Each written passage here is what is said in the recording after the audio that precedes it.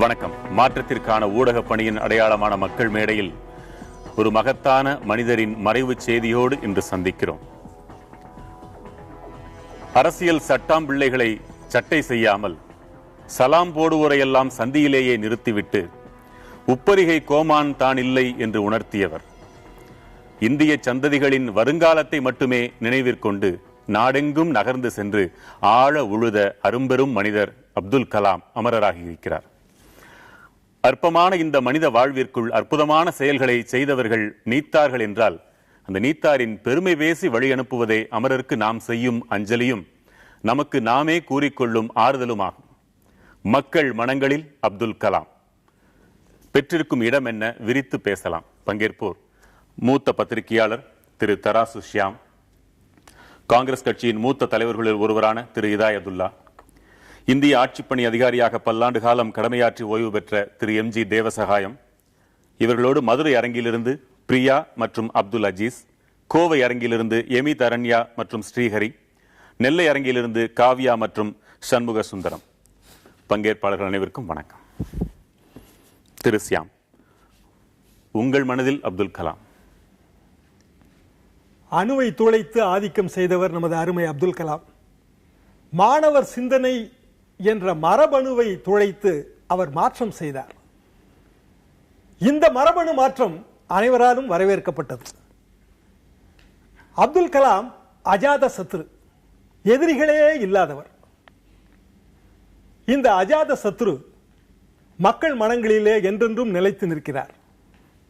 சாகாத வரம் வேண்டும் ராமா என்று கேட்கிறான் பாரதி. சாகாத வரம் என்பது யாருக்குமே கிடையாது.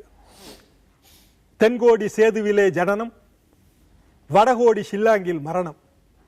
இந்திய ஒருமைப்பாட்டின் ஈடு இணையற்ற சின்னம் நமது அருமை அப்துல் கலாம் அவர்கள்.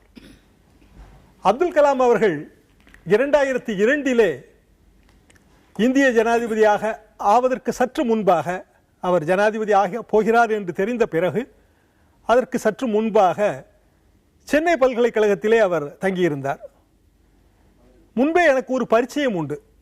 அவரது wings of fire, Agni Siragugal என்று தமிழிலே பிரபலம், அந்த புத்தகத்துக்காக அவரை சந்திக்க சென்றேன். இன்முறுவலோடு வரவேற்றார். ஒரு சிறிய அறை, மாணவர்கள் தங்கக்கூடிய அளவுக்கு சிறிய அறையில் தான் அவர் இருந்தார். அப்போது பத்திரிகை பணியிலிருந்து சற்று ஒதுங்கி ஜனாதிபதி மாளிகையின் பத்திரிகை தொடர்பாளராக போகலாம் என்று ஒரு எண்ணம். அவரும் வரவேற்றார். ஆனால் அவர் விதித்த நிபந்தனைகள், வெளியில் நீங்கள் தங்கிக் கொள்ள வேண்டும், ஜனாதிபதி மாளிகையின் உணவை நீங்கள் உட்கொள்ளக்கூடாது. அவ்வளவு தூரம் எளிமையானவர். அது எனக்கு அப்போது கட்டுப்படியாகாத ஒரு விஷயமாகிவிட்டது. சென்னை சென்ட்ரல் ஸ்டேஷனிலே ஜனாதிபதியின் அண்ணன் குடும்பத்தாரை வழி அனுப்பி வைத்தது. அவர்கள் ரயிலில் தான் போகிறார்கள் ஜனாதிபதியின் பதவியேற்பு விழாவிலே கலந்து கொள்வதற்கு. யாராக இருந்தாலும் தன் சுற்றத்தாரின் சுற்றத்தார் என்று அனைவரோடும் ஆண்டு அனுபவித்து தீர்த்து விட வேண்டும் என்று அவளோடு எதிர்பார்க்கக்கூடிய அளவிற்கான அந்த மாளிகையை யாருக்குமே அது ஒரு அந்நியமானவர்களுக்கு உரித்தானவர்கள் எல்லாம் அதை பயன்படுத்தக்கூடாது என்ற சிந்தையோடு இருந்தார்னு சொல்றீங்க. சிந்தையோடு இருந்தார். பிறகு ஒரு 3-4 மாதங்கள் கழித்து எனக்கு ஜனாதிபதி மாளிகையிலிருந்து ஒரு அழைப்பிதழ்.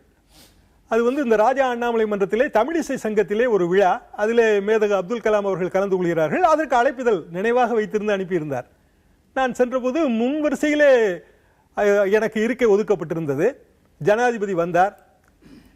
நாதசுரம் மேடையிலே, நாதசுரம் அவர்கள் வித்வான்களிடம் போய் தேசிய கீதத்தை நீங்கள் நாதசுரத்தில் வாசிக்க முடியுமா என்று ஜனாதிபதி நேராக அவரது இருக்கையை விட்டு போய் கேட்கிறார். அவர்கள் உடனே மகிழ்ந்து விட்டார்கள், வாசித்தார்கள். இவர் எழுந்து நின்று மிகவும் ரசித்தார், அதை மரியாதை செலுத்தினார். கூட்டம் முடிவடையும் போது ஒரு குழந்தை பின்வரிசையிலிருந்து ஜனாதிபதி அவரிடம் கையெழுத்து வாங்க வேண்டும் என்று துடித்தது. நானும் அதை தூக்கி முன்வரிசைக்கு அனுப்பிவிட்டேன். ஜனாதிபதியிடம் கையெழுத்து வாங்கிவிட்டு சென்று விட்டது. பிறகு பார்த்தால் நான் வீட்டுக்கு வந்த பிறகு உளவுத்துறையிலிருந்து கேட்கிறார்கள், அந்த குழந்தையின் பெயர் என்ன? சார், எனக்கு தெரியாது. ஒரு குழந்தை, ஜனாதிபதி அவர்கள் மிகவும் சிம்பிளாக இருக்கிறார், நான் தூக்கி அனுப்பினேன் என்று நான் சொன்னேன். அதற்கு அவர்கள் சொன்னார்கள், president can be simple but his security cannot be simple என்று சொன்னார்கள். அந்த அளவுக்கு ஒரு மிக எளிமையான ஒரு ஜனாதிபதி. தக்கார் தகவிலர் என்பர் அவரவர் எச்சத்தால் காணப்படும் என்பான் வள்ளுவன். நாம் என்ன விட்டு செல்கிறோமோ அதை வைத்துத்தான் உலகம் நம்ம எடை போடுகிறது. 1000 குறள்களை மனனம் செய்து விடலாம், ஒரு குறளின்படி வாழ்வது என்பது மிகப்பெரிய காரியம். அவர் பல குறட்களை வாழ்நாட்களில் தானாகவே வரித்துக் கொண்டு அதன்படி வாழ்ந்தார். தொடர்ந்து பேசலாம். திரு எம்.ஜி. தேவசகாயம், மரணம் என்பது அனைவருக்கும் நிச்சயம். மரணமில்லா பெருவாழ்வு வாழ்பவர்கள் மிகச் சிலர். அவர்களில் ஒருவர் தான் அப்துல் கலாம். ஆனாலும் 83 வயது வரை அந்த ஓயாத உழைப்பு, தன் வயதை மீறிய ஒரு உழைப்பை அவர் செலுத்தி விட்டாரோ என்று நமக்கு கொஞ்சம் வருத்தமாகவும் இருக்குது. நீங்க என்ன நினைக்கிறீங்க? நீங்கள் சொன்னதுதான் நேற்று நடந்திருக்கின்றது. அவர் குவஹாத்தி என்பது டெல்லியிலிருந்து மிகவும் தூரத்தில் ஒரு இடம். அவர் மதியம் 12 மணிக்கு பிளேனில், அதுக்கு முன்னாலே 1 ஹவருக்கு முன்னாலே அவர் வீட்டிலேருந்து போயிருக்கணும். 12 மணிக்கு பிளேன் டேக் ஆஃப் ஆகி அங்கேருந்து குவஹாத்தி போகுது. அங்கே 2-3 மணி நேரம் ஃப்ளைட். அங்கே கிளைமேட், அதாவது வெதர் மோசமாக இருந்ததுனால டர்புலண்ட்டாக பிளேன் ஆடி தான் போயிருக்கு. அங்கே இறங்கி அங்கே இருந்து குவஹாத்திலிருந்து ஷிலாங் வந்து அது மலை பிரதேசம்.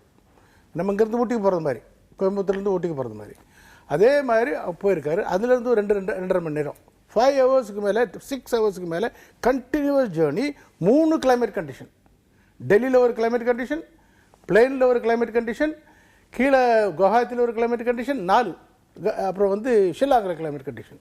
போய் அங்கே ஒரு 15 நிமிஷம் கூட ரெஸ்ட் எடுக்காமல் உடனே ஃபங்க்ஷன் ஆரம்பித்து ப்ரெசன்டேஷன் ஆரம்பிச்சிருக்காரு. அப்போ அவருக்கு இருக்கிற ஆர்வம், கடைசியில் உழைத்தே கடைசியில் அவருக்கு மரணம் நடந்திருக்குது. அது அவர் அப்படியே தான் ஒருவேளை அவருக்கு நடக்கணும்னு இருந்திருக்கோம், அப்படியே நடந்திருக்கு. இரண்டாவது நான் சொல்ல ஒன்று விரும்புறதுன்னா, துருப்பிடித்து தேய்வதை விட உழைத்து தேய்வது எவ்வளவு மேல் தான் தோணுது. ஆனாலும் இதையெல்லாம் கவனிச்சுக்கிறவங்க, நீங்க இப்படி பிரயாணம் பண்ணக்கூடாது உங்கள் வயசுக்குன்னு சொல்றதுக்கு கூட இருப்பாங்கல்ல. செக்யூரிட்டி சொன்னாங்க இருந்திருக்கணும், ஆனா இருந்தது மாதிரி தெரியல.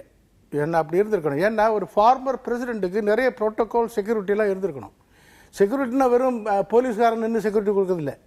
ஹெல்த்தை பற்றி அட்வைஸ் கொடுக்கணும், மற்றதை பற்றி அட்வைஸ் கொடுக்கணும், எப்படி இருக்குன்னு அது பண்ணியிருக்கணும். அது பண்ணி இருந்தது மாதிரி எனக்கு தெரியல. இருந்திருந்தா இது நடந்திருக்காது. இந்த மருத்துவமனைக்கு கூட என்ன அங்கே போய் ஆக்சிடென்ட் நடந்து, இது அவருக்கு 6:30 அவர் ஸ்பீச் ஆரம்பிச்சிருக்காரு. அது பிரசன்டேஷன் ஆரம்பிச்சு 2 நிமிஷத்துக்குள்ளே அவருக்கு மயக்கம் விழுந்துட்டாரு. அங்கே ஆம்புலன்ஸ் கிடையாது.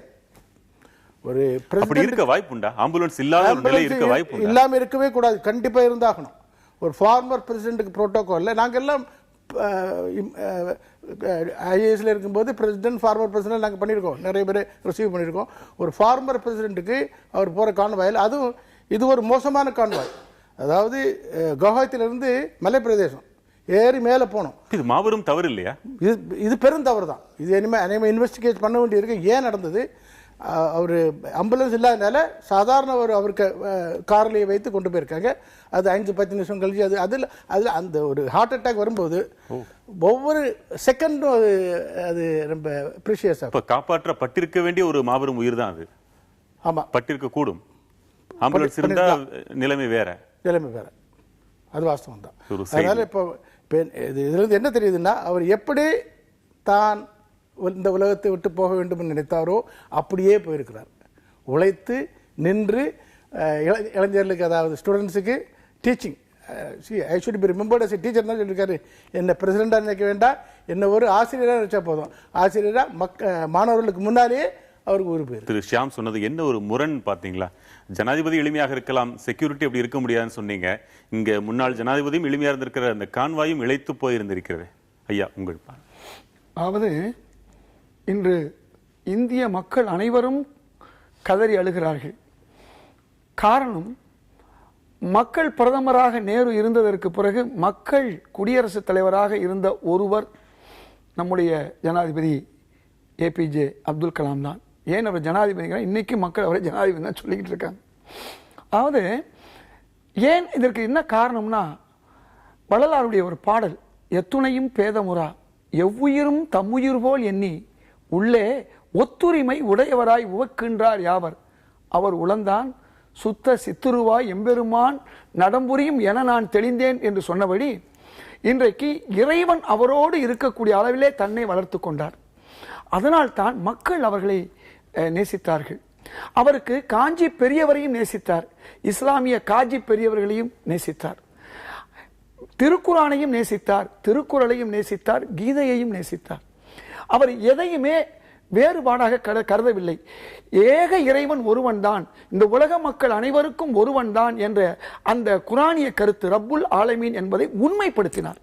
மதங்களையும் சார்ந்து மதச்சார்பற்ற தன்மைக்கு நிச்சயமாக அதாவது ஏக இறைவன் என்பவன் எல்லா மதத்தினருக்கும் ஒரே இறைவன் என்பதை உணர்ந்ததனால் தான் அதைத்தான் ரப்புல் ஆலமீன் என்று குர்ஆன் சொல்லுகிறது. அந்த இதை உணர்த்தினார்.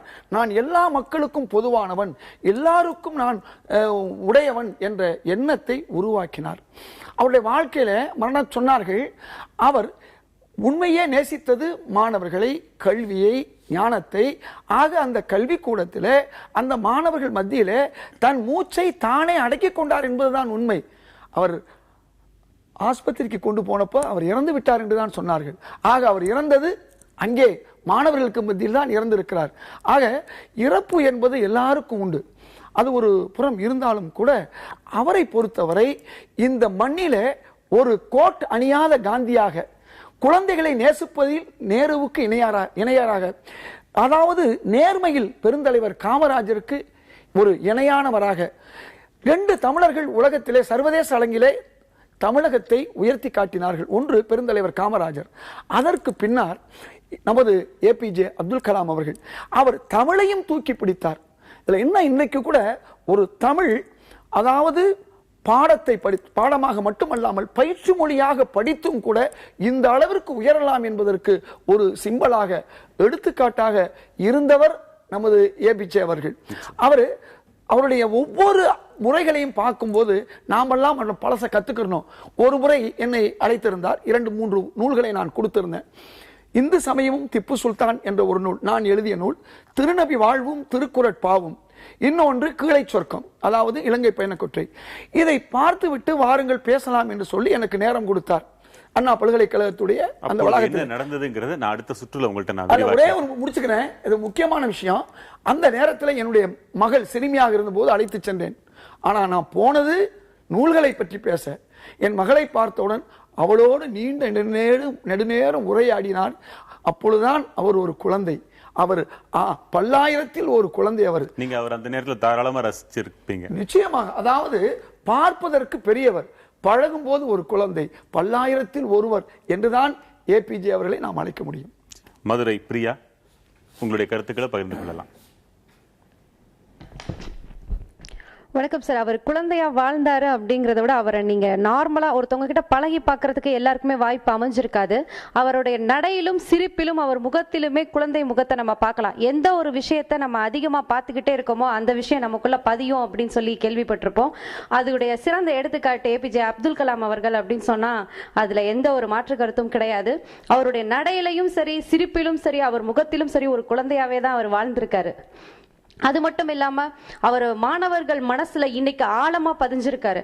பொதுவா குழந்தைகள் எல்லாம் விளையாட்டுத்தனமா தான் இருப்பாங்க. ஆனா இன்னைக்கு அப்துல் கலாம் சார் இறந்திருக்காரு அப்படிங்கறத எல்லா குழந்தைகளுமே ஒரு அதிர்ச்சியா பாக்குறாங்க அப்படின்னா அது அப்துல் கலாம் சார் மட்டும் தான் சொல்லலாம்.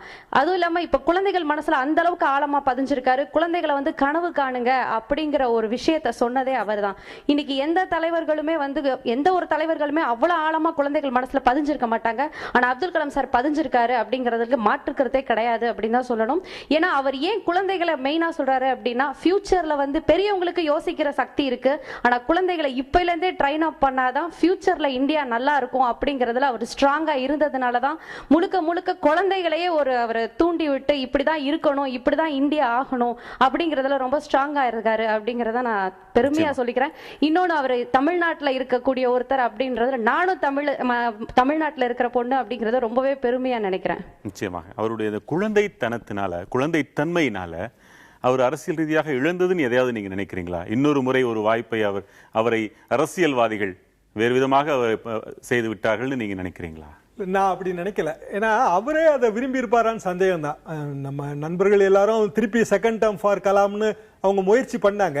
பட் அது அவரோட சம்மதத்தோட அது நடந்திருக்காது. சேர்ந்து வரட்டும்னு ஒரு எண்ணம் அவருக்கு இருந்ததில்ல. நம்ம விரும்பணும் அப்படி சொல்லலாம். அவரு விரும்பினாராங்கிறது நமக்கு சரியா தெரியாது. இதுல அவர் ஒரு வீணை வாசிக்க தெரிந்த ஒரு ஜனாதிபதி. மக்களின் இதய வீணையிலே அவர் வாசித்ததெல்லாம் நாட்டுப்பற்று, நல்ல நடத்தை. பெற்றோருக்கு தான் பெரிய கடமை இருக்கிறது என்று அவர் சொல்கிறார். அதைத்தான் நான் மரபணு மாற்றம் என்று சொன்னேன். பெற்றோருக்கு தான் கடமை இருக்கிறது. நல்ல குடிமக்களை அவர்கள் உருவாக்கினால், நல்ல குழந்தைகளை உருவாக்கினால் இந்த நாட்டிலே ஊழல் என்பது ஒளிந்தே விடும் என்றுதான் அவர் அடிக்கடி சொல்கிறார். தொடர்ந்து பேசலாம். நெல்லையிலிருந்து சண்முக சுந்தரம், உங்களுடைய கருத்துக்களை பகிரலாம். அவர் வந்து நல்ல ரொம்ப எளிமையா இருக்கிறவர். சொல்லுங்க. குழந்தைங்களுக்கு எல்லாத்துக்குமே ரொம்ப பிடிக்கும். இன்னைக்கு ஸ்கூல் லீவ் விட்டு இன்னைக்கு அப்படின்னா கூட பசங்க யாருமே சந்தோஷமா பேசல, எல்லாமே ரொம்ப வருத்தப்பட்டுட்டு தான் இருக்காங்க. நிச்சயமா குழந்தைகள் மட்டும் இல்ல, ரொம்ப ஆக்டிவா அனைவருக்குமே ஒரு வருத்தம் தரக்கூடிய இந்த வயசுல அவர் இவ்வளவு ஆக்டிவா இருக்கிறது வந்து ரொம்ப சந்தோஷமான விஷயம். நிச்சயமா கனவு காணுங்கள்னு விதைத்தாரு குழந்தைகளுக்கு மத்தியில. அவரு குடியரசுத் தலைவர் ஆகணும்னு கனவு கண்டிருப்பாரா? ஒரு கூட்டத்திலோட ஒரு குழந்தை இந்த கேள்வியை முன்வைத்ததாக அவரு நிச்சயமா கனவு கண்டிருக்க மாட்டார். ஏன்னா அவர்கிட்ட நிறைய நண்பர்கள் கேட்கும் போது ஐயா சொன்ன மாதிரி நீங்கள் எதுவாக உங்களை மக்கள் நினைவில் வைத்திருக்க வேண்டும், குடியரசுத் தலைவராகவா அல்லது விஞ்ஞானியாகவா, இப்படி பல கேள்விகளை வைக்கும் போதே என்ன ஆசிரியராகத்தான் நினைவில் வைத்திருக்க வேண்டும் என்று அவர் கூறுகிறார். ஆனா ஒரு விஞ்ஞானியாக அவர் கனவு கண்டார். அந்த கனவு நிறைவேறி அதுதான் இவர் இந்த அளவுக்கு உயர்த்திருக்காக. அவர் கண்ட கனவு கனவிற்கு மேலாக பலன் தந்ததுன்னு சொல்லலாம். இங்கே ஒரு சின்ன மாற்றம். அவர் விஞ்ஞானியாக போவதை விட விமான ஓட்டியாக போவதைத்தான் விரும்பினார். நல்ல வேளை 9 விமானங்கள் அன்று இந்தியாவில் இருந்திருந்தால், 8 விமானம் மட்டும் இல்லாமல் இருந்திருந்தால் அவர் இன்றைக்கு ஒரு விமானியாகவே இருந்திருப்பார். ஆனால் அவர் 9வது நபராக தேர்ந்தெடுக்கப்பட்டு 8 விமானங்கள் இருந்ததனால் 9வது விமானம் இல்லாதனால் அவர் என்ன போயிட்டாரு, விஞ்ஞானியா அவரால் வர வேண்டிய கட்டாயம் ஏற்படுச்சு. அது மட்டுமல்ல, இன்று கூட சொன்னார்கள் குடியரசுத் தலைவராக விரும்பினார் என்று. அவர் குடியரசுத் தலைவர் பதவி ஏற்பதும் அதில் இல்லாமல் இருப்பதும் ரெண்டும் ஒன்றுதான். அதுக்கு உதாரணம் என்னன்னு சொன்னா, அவர் குடியரசுத் தலைவராக வந்த பிறகு 2ஆம் முறை குடியரசுத் தலைவராக வருவதற்கான வாய்ப்புகள் அதிகமாக இருந்தது. அந்த நேரத்தில் ஒரு சில சிறு கட்சிகள் தான் அவரை எதிர்த்தது. அவர் சொன்னாரு, என்னுடைய கொள்கை இந்தியாவில் இருக்கக்கூடிய அனைத்து கட்சிகளும் என்னை ஏற்றுக்கொண்டு ஏகமனதாக தேர்ந்தெடுத்தால் நான் இருப்பேன் என்று சொன்ன அந்த ஒரு கொள்கையில விட்டு கொடுக்கல. நபிகள் நாயகத்தை பார்த்து கேட்டாங்க, நீங்க இந்த ஒரு கொள்கையை, ஓரிரை கொள்கையை விட்டு விடுங்க, உங்களுக்கு ஆட்சியை தருகிறோம், ஒரு ஆட்சியை தருகிறோம் சொன்ன போது ஒரு கையில் சூரியனையும் இன்னொரு கையில் சந்திரனையும் கொடுத்தா கூட என் கொள்கை விடமாட்டேன் என்று சொன்ன அந்த வழியை பின்பற்றி யாராக இருந்தாலும் நான் வெற்றியே பெற்றாலும் கூட எல்லோரும் என்னை அரவணைத்து என்னை குடியரசுத் தலைவர் ஆக்கினால் நான் இருப்பேன் என்று சொன்ன ஒரு உத்தமர். உங்களுக்கு ராமனை பற்றி தெரியும். கம்பன் பாடுவான், அன்றளர்ந்த செந்தாமரை என்ன, பதவியில் இரு என்று சொன்ன பொழுதும் பதவியை விட்டு நீங்கு என்று ராமனை சொன்ன பொழுதும் அன்றளர்ந்த செந்தாமரை, சித்திரத்தில் ஒத்த செந்தாமரை என்று சொல்வார்கள். ஆக சித்திரத்தில் இருக்கக்கூடிய செந்தாமரை எப்பவுமே மாறாது.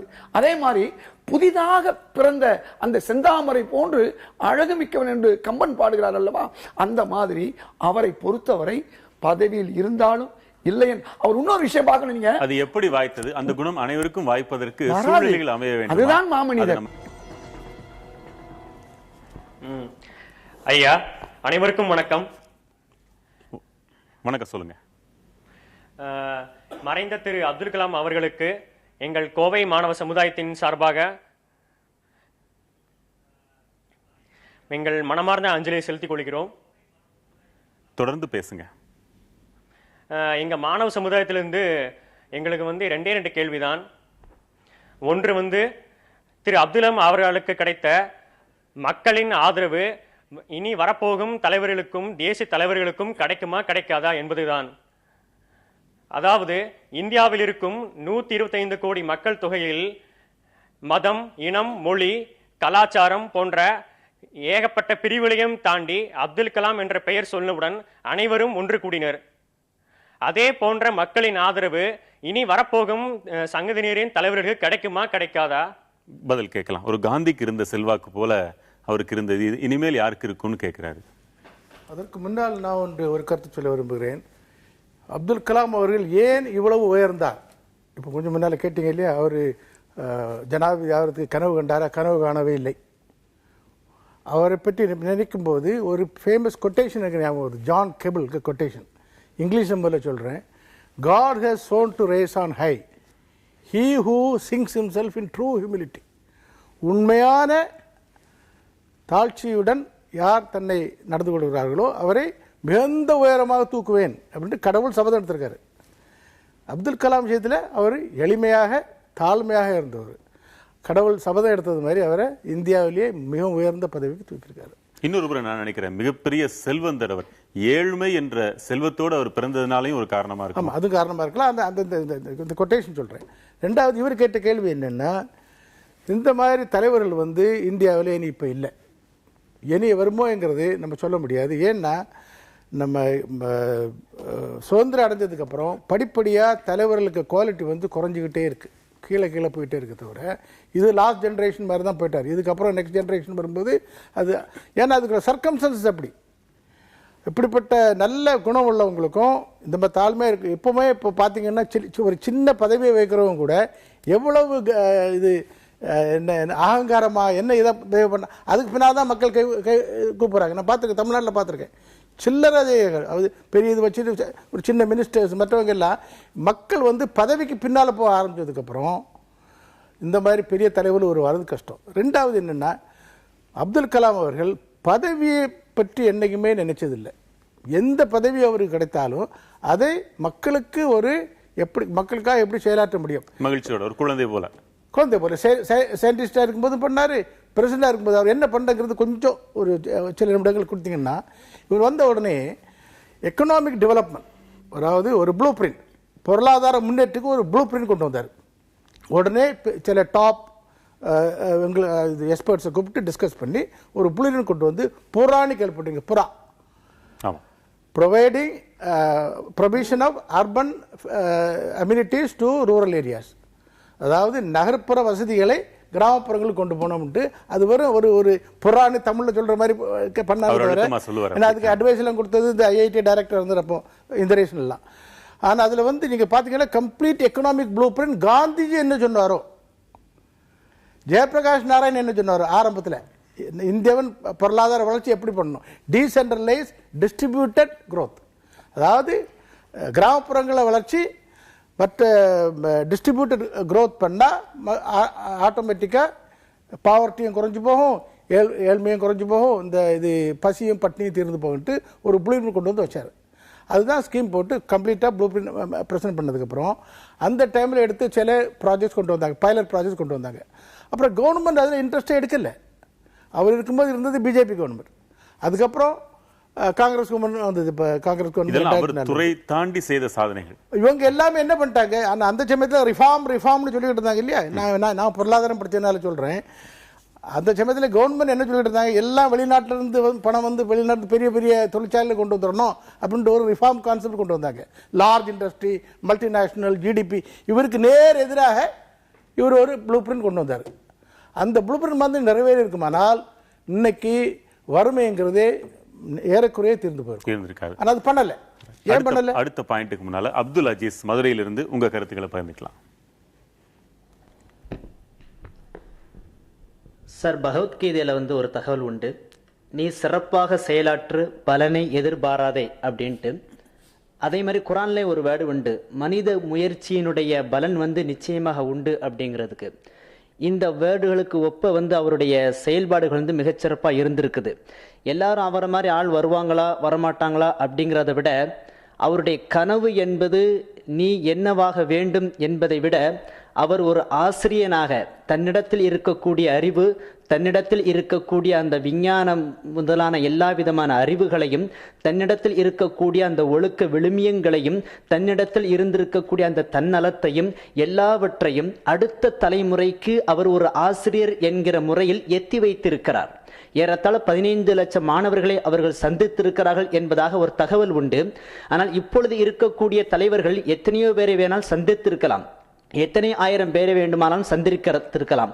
ஆனால் கலாமுடைய அவர்களுடைய செயல்பாடு சந்தித்ததோடு மட்டுமல்லாமல் தன்னிடத்தில் என்னென்ன கல்விகள் எல்லாம் இருந்திருக்கின்றதோ அத்துணையையும் அடுத்த தலைமுறையினருக்கு அவர் எத்தி வைத்திருக்கிறார். ஆகவே இந்த 15 லட்சத்திலிருந்து நான் ஒரு இளைஞனாக, என்னை போன்ற இளைஞர்களுடைய சார்பாக நான் சொல்கிறேன், நிச்சயமாக ஏதோ ஒரு கலாம் அல்ல, 1000 கலாம்கள் உருவாதற்கு, ஒரு விஞ்ஞானியாகவோ ஒரு நல்ல குடிமகன்களாகவோ லஞ்சம் இல்லாத ஒரு அரசு அதிகாரிகளாகவோ, அதுதான் மிக முக்கியமான விஷயம். ஏனென்று சொன்னால் கடைக்கோடியில் இருந்த ஒருவர் இந்த அளவிற்கு உயர்ந்திருக்கிறார். அதுபோல கடைக்கோடியில் ஒரு கீழ் நிலையில் இருந்த ஒரு கண்டுபிடிப்பை கொண்டு வரக்கூடிய ஒரு மனிதன் முதலில் அவனுக்கு தேவை லஞ்சம் இல்லாத வெளிப்படையான பொது தளத்தினுடைய ஆதரவு அந்த மனிதனுக்கு நிச்சயம் தேவை.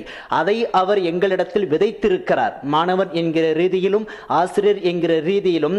ஏனென்று சொன்னால் அவர் ஒரு அத்தனை மாணவரையும் சந்தித்தது, தன்னிடத்தில் இருந்த எல்லாவித அறிவையும் அந்த 15 லட்சம் இளைஞர்களுக்கும் அவர் செலுத்தி இருக்கிறார்.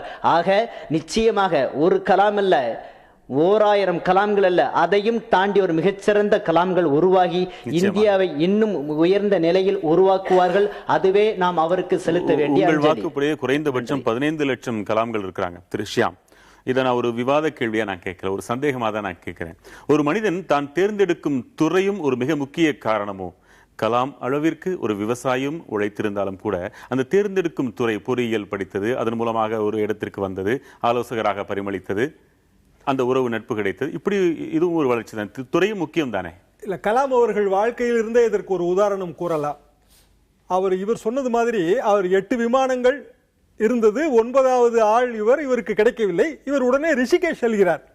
அங்கு போய் ஒரு இந்து சாமியாரை சந்திக்கிறார். அவரே கூப்பிட்டு கேட்கிறார், மகனே உன் முகத்திலே ஏதோ வாட்டம் தெரிகிறது, என்ன விஷயம் என்று கேட்கும் போது கலாம் சொல்கிறார், எனக்கு இந்த மாதிரி நேர்முக தேர்விலே எனக்கு கிடைக்கவில்லை என்று. மகனே நீ வருத்தப்படாதே, கடவுள் உனக்காக ஒரு பாத்திரம் வைத்திருக்கிறார், அதை உரிய நேரத்தில் உன்னிடம் தருவார். இது நீங்கள் கேட்ட அந்த கேள்விக்கான பதில். நம் அனைவருக்குமே ஒவ்வொரு பாத்திரம் இருக்கிறது. அந்த பாத்திரத்துக்கு நாம் நம்மை தகுதியுடையவர்களாக பாத்திரம் என்னவென்றே தெரியாமல் வளர்த்துக் கொள்ள வேண்டும். நமது தகுதிகளை நாம் வளர்த்துக் கொள்ள வேண்டும். வளர்த்துக் கொள்ளும் போது நேரத்தை இறைவன் நமக்கு உரியதை தருவார். கடவுள் உங்களோடு இருக்கையில் வேறு யார் இருக்க முடியும் என்று கலாம் அவர்களை கேட்கிறார்கள். இதுதான் ஒரு சரியான பார்வை. இந்த தம்பி கூறியது போல 1000 1 லட்சம் கலாம்கள் இந்த தேசத்திலே இருக்கிறார்கள். இவர்கள் முகங்களிலே நாம் அதை பார்க்கிறோம். கலாம் அவர்கள் அந்த நம்பிக்கையை இவர்களுக்கு விதித்திருக்கிறார். அவர் சந்தித்தவர்கள் அத்தனை பேரும் உந்தப்பட்டிருக்காங்க. நீங்க குறுக்கிட்டீங்க, சொல்லுங்க. அதாவது ஒரு முக்கியமான விஷயம், திருக்குரான் சொல்லக்கூடிய வசனத்தை அவர் சொல்லக்கூடியது, நீங்கள் ஒன்றை வெறுப்பீர்கள், அதில் இறைவன் நன்மை வைத்திருப்பான். நீங்கள் ஒன்றை விரும்புவீர்கள், அதில் இறைவன் தீமை கூட வைத்திருப்பான். அதனால அவர் விரும்பியது கிடைக்கவில்லை, ஆனால் அவர் விரும்பாத ஒன்று, அதைவிட சிறந்த ஒன்று அவருக்கு கிடைத்தது. கீதை சொல்லும் சம துக் ஸ்வஸ்தா லங்காஷ்ட காஞ்சன பிரிய துல்லிய பிரிய. அதாவது சுகங்களையும் துக்கங்களையும் ஒருபோல் பாவிக்கிறவன், தங்கத்தையும் மண்ணையும் கல்லையும் ஒரே போன்று பாவிக்கிறவன், அதே போன்று விருப்பமானவனையும் வெறுப்புள்ளவனையும் ஒருபோல் நேசிக்கிறவன் இருக்கிறானே, அவன்தான் மனித புனிதன். அந்த நிலையிலே தன்னை உருவாக்கி கொண்டார். நீங்க சொல்லலாம், அவர் ஜனாதிபதியாக இருக்கிற பொழுது அந்த மாளிகையை மக்கள் மாளிகையாக மாற்றினார். எல்லோரும் வரலாம், எல்லோரும் இருக்கலாம். அதே நேரத்தில் தினந்தோறும் மாணவர்கள் இங்கே வந்தார்கள். ஆனால் உறவினர்கள் வரும்பொழுது, அவர் ஊர்க்காரர்கள் வரும்போது அங்கே அவர்களுக்கு அவர் இடம் கொடுக்கவில்லை. அவர்களுக்கு தன் சொந்த செலவிலேயே அவர்கள் எல்லாம் செய்தார். ஆனால் மாளிகையிலே தங்க விற்கவில்லை. உங்களுக்கு ஒரு விஷயம் தெரியும், மகாத்மா காந்தி சொன்னார், நீங்கள் ஆட்சி செய்தால் கலீஃபா உமர் போன்று ஆட்சி செய்யுங்கள் என்று சொல்லி இருக்கிறார். அந்த கலீஃபா உமர் எப்படி வாழ்ந்தார் என்றால், தனது வீட்டு வேலைக்கு தன்னுடைய பணத்தை செலவு செய்வார், அரசு வேலைக்கு அரசு பணத்தை செலவு செய்தார். இது போன்று உயர்ந்த விழுமியங்களை அவர் பின்பற்றினார் என்பதே நாம் மறக்க முடியாது. அவருடைய பன்முகத்தன்மையை நான் சொல்லிக்கிறேன். எல்லாரும் நினைக்கிறாங்க அவர் ஒரு அணு விஞ்ஞானி அல்லது ஏவுகணை வாகனத்தை உருவாக்கியவர், அதாவது ராக்கெட்டை உருவாக்கியவர். ஆனா அவர் அக்னி, பிருத்வி, ரோஹிணி, எஸ்எல்வி என்று சொல்லக்கூடிய அந்த வாகனம், இவற்றையெல்லாம் உருவாக்கிய அந்த கலாம் அவர்கள் விரும்பியது என்ன தெரியுமா?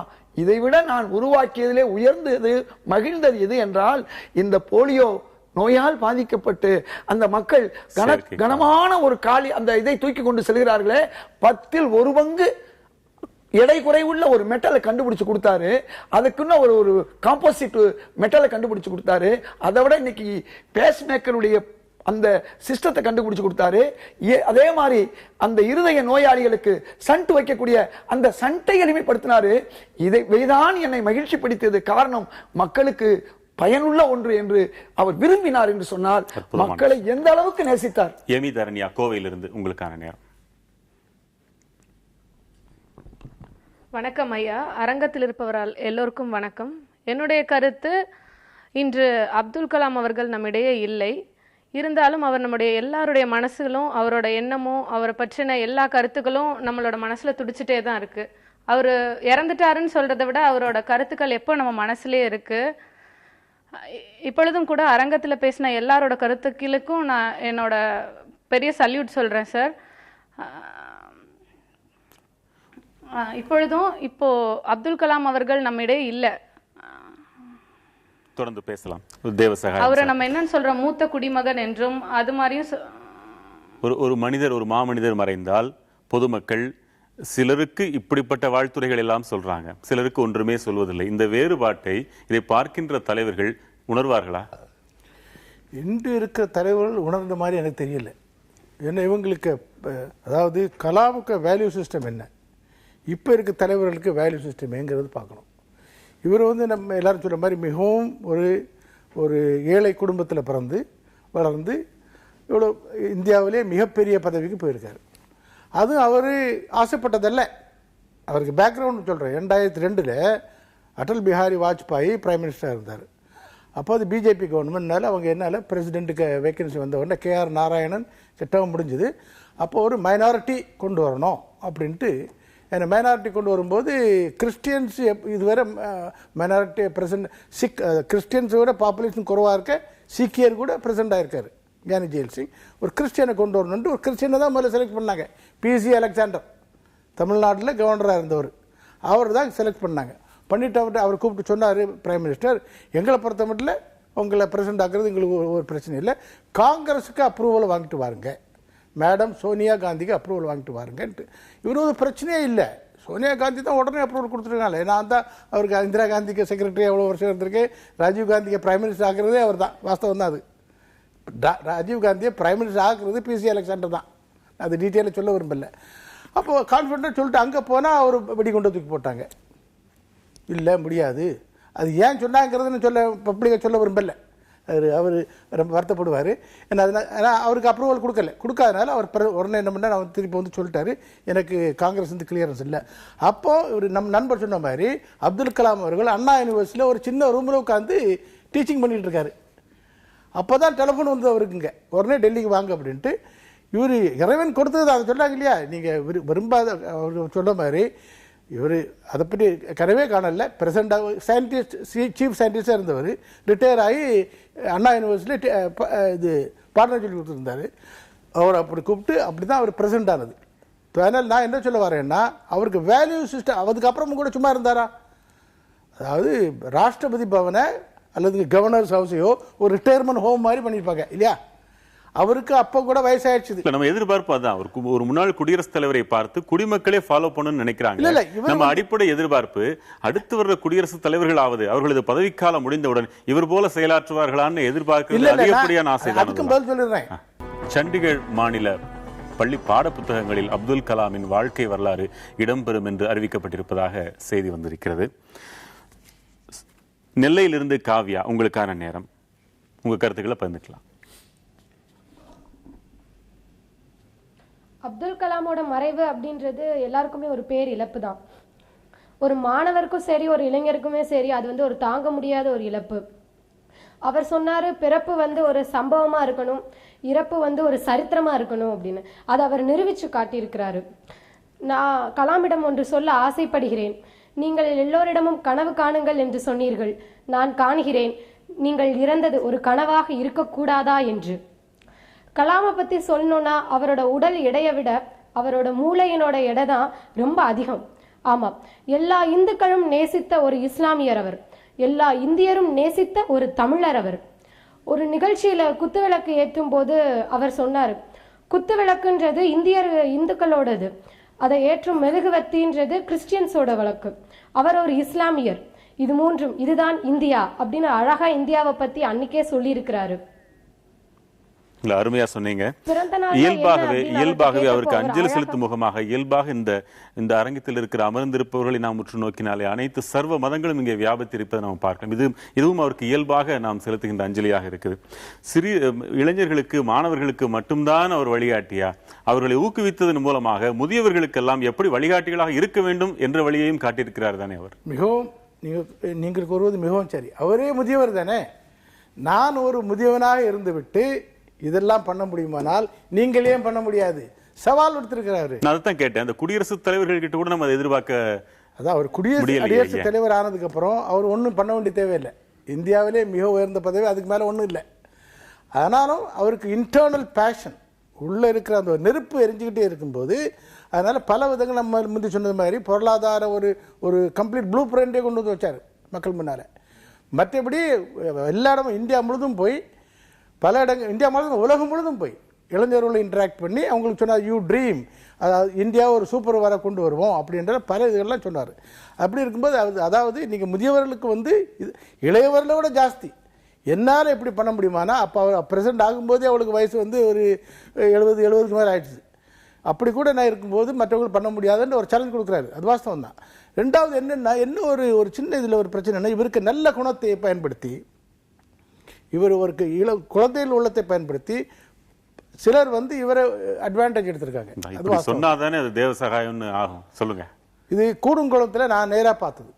கூடுங்குளம் அஜிடேஷன் நடந்துகிட்டு இருக்கும்போது 2011 நான் அதுக்கு அதில் இன்வால்வ் ஆகி இந்த எக்ஸ்பர்ட் குரூப்புக்கு நான் தான் சேர்மனாக இருந்தேன். அப்போ வந்து சடனாக ஒரு நாள் வந்து அப்துல் கலாம் அவர்கள் வந்து அங்கே உள்ள வந்து அப்படியே சுற்றி பார்த்துட்டு, கூடுங்குளம் ஓகே, குவாலிட்டி ஓகே, எல்லாம் நல்லது, அருமையாக இருக்குது, பிரமாதமாக இருக்குன்னு சொல்லிட்டு போனார்.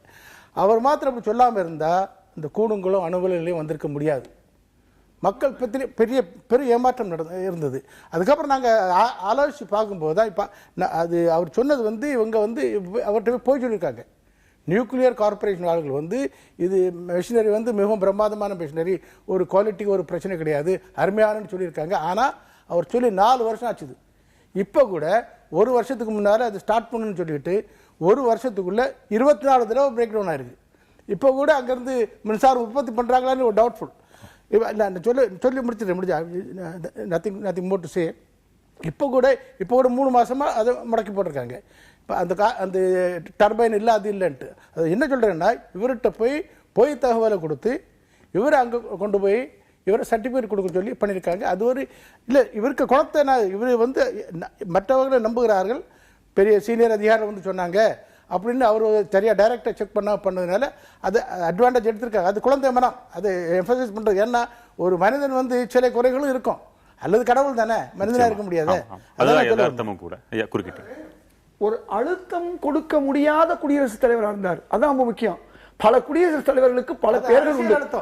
அது என்ன சொன்னா, முக்கியமான விஷயம் என்னன்னு சொன்னா, தேர்தல் சீர்திருத்தங்கள், அதாவது இந்த சொத்து விஷயங்கள் வரும்பொழுது அதை வந்து அந்த மசோதாவை திருப்பி அனுப்பினார். அதே போன்று ஆதாயம் தரும் பதவிகளில் அரசியல்வாதிகள் இருக்கக்கூடிய அந்த மசோதாவிலும் எதெல்லாம் மக்களுக்கு எதிராக உள்ளதோ அதையெல்லாம் திருப்பி அனுப்பினார்.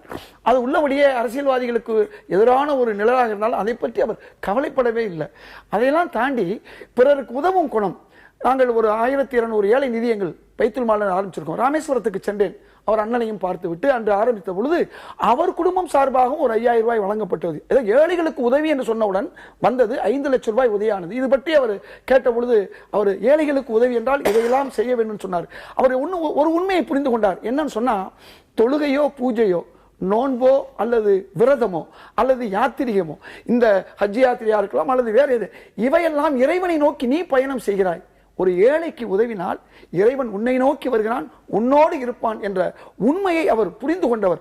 அதனால தான் 5 ஆண்டுகள் குடியரசுத் தலைவராக இருந்தவர் 9 ஆண்டுகள் மக்கள் தலைவராக மாறினார். அந்த 9 ஆண்டுகளும் அவர் ஆட்சி, அந்த குடியரசுத் தலைவர் பதவி விட்டு இறங்கிய பிறகு மக்களோடு இருந்தார், மாணவர்களோடு இருந்தார், உலகமெங்கும் சுற்றினார், உலக மக்களுக்கெல்லாம் அறிவு தீபத்தை ஏற்றினார். அந்த தீபம் தான் சொன்னாங்க அவர் சிந்திக்க மறந்து விட்டார் என்று. இல்லை, அவர்களுடைய அந்த சிந்தனைகளை இன்னைக்கு 10,000 பேர் சிந்தித்துக் கொண்டிருக்கிறார்கள். அவர் ஏற்றிய அறிவு தீபம், அவர் ஏற்றிய ஆற்றல் இன்னைக்கு உலகம் முழுக்கும் சென்று கொண்டிருக்கிறது. அது மட்டுமல்ல, அவர் விஞ்ஞானி மட்டுமல்ல, அவர் கவிஞர், அவர் ஒரு இசை சுவைஞர், கவி எழுத்தாளர். அதாவது அவருடைய எழுதிய இந்த நூல்கள் எத்தனையோ பெரிய எழுத்தாளர்களுக்கெல்லாம் விற்பனையில் இல்லாத மிகப்பெரிய சாதனையை புரிந்தவர். அது மட்டுமல்ல, அவருடைய கவிதைகளை பற்றி கலைஞர் மற்றும் நம்முடைய கவிஞர் வைரமுத்து போன்றவர்களுடன் அலசி ஆராயக்கூடியவர். ரொம்ப முக்கியமான விஷயம், இயற்கை வேளாண்மை தமிழகத்தில் குறிப்பாக அதிக வேகமாக வளர வேண்டும் என்பதற்கு முயற்சி எடுத்தார். குளோபல் வார்மிங் என்று சொல்வார்கள் அல்லவா, அதற்காக பாடுபட்டார்.